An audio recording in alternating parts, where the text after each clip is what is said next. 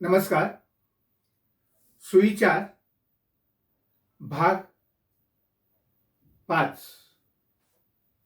ज्याने कधी दुःख सहन केलेले नसते त्याला सुखाची मजा चाखता येत नाही. लक्षात ठेवा. एका मिनिटाच्या यशाने अनेक वर्षाचे अपयश धुतले जाते.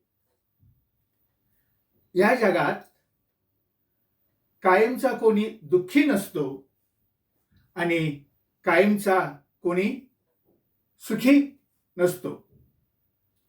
बुद्धी संपावर गेल्यावर जीभ ओव्हरटाईम करते. बुद्धी संपावर गेल्यावर जीभ ओव्हरटाईम करते. लक्षात ठेवा. धन्यवाद.